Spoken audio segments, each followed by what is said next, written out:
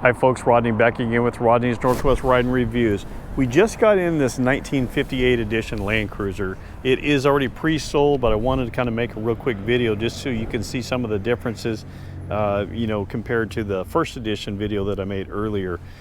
So right up front, now, like I said, it just came in, so it does have some shipping plastic still on it. When I open up the vehicle, you'll be able to see some other plastic on the seats and stuff like that they haven't done yet. They just finished up the pre-delivery inspection, but it will still get detailed before a customer picks it up.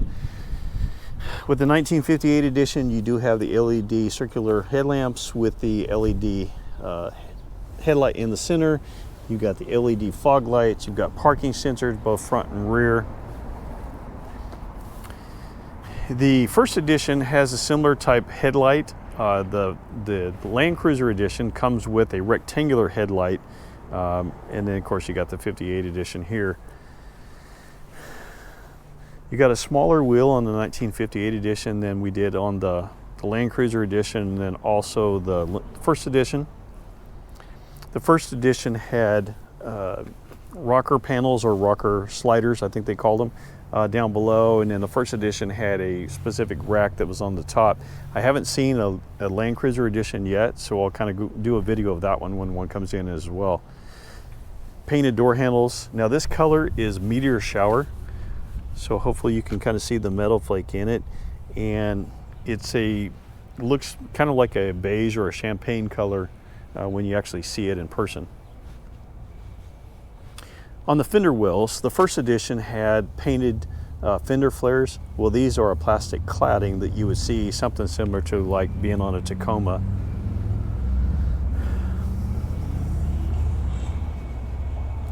The glass separates from the door, so in order to do that, you push the button here, and then you can pop the glass, so you could get in over the back. There again, your floor mats are back in a box here. And then, like I said, it hasn't gone through details, so that's what you're seeing right now.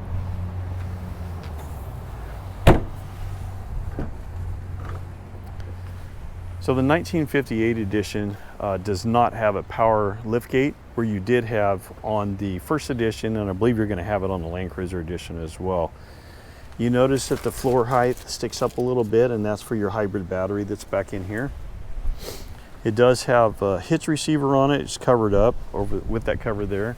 And then I mentioned the parking sensors that you have on the back as well.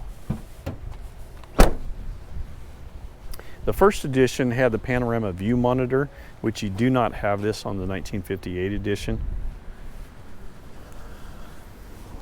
Inside the vehicle, you get fabric, and this is kind of I want to call it like a tweed fabric material. The seats are comfortable. Obviously, it doesn't give you the support and feel that you have with the leather or the soft tech seats that you had in the first edition. You got your power mirrors. Here you have a few less buttons, so you don't have any additional buttons for like extra, whether it be a light bar or anything else that you want to put on there. You do have the integrated brake controller that you see right there. You do have the PKSB, which is a parking sensor that as you're backing up, that if it will detect an object back there and prevent you from backing into it. And that uses your sonar dots that you have on the back bumper to do so. I'll turn it on here in just a moment. The instrument cluster is not, when you look at a first edition and you look at this, I'm going to use an example of this. Seems like the same instrument cluster that you would find on an SR5 Tacoma. And a little kind of upset about that. You got the smaller screen, which you have the large 14-inch screen. Actually, I believe it was a 12.3-inch screen on the Land Cruiser first edition. You do have heated seats on this one, where the first edition had heated and cooled seats.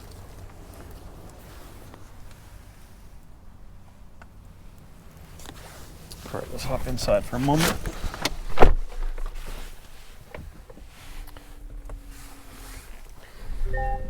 So the powertrain is going to be the same on all of them. So it's going to be the 4-cylinder turbo with hybrid. So they'll all have the same performance. You notice here you have a single cluster instead of the dual like you had on the on the first edition. And then you still have some adjustability. I'll run down through that real quick.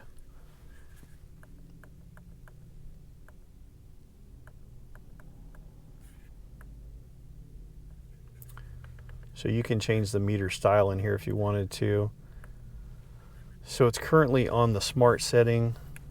Let me go back to, and unfortunately you have to go all the way back out each time it makes an adjustment to it.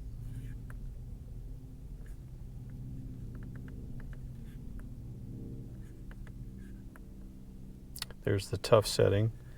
And then they also have a sporty setting, which is just kind of a red and white cluster, and it changes the look again. The buttons were very similar to what the first edition was. You just don't have quite as much customization as I mentioned on the dash there.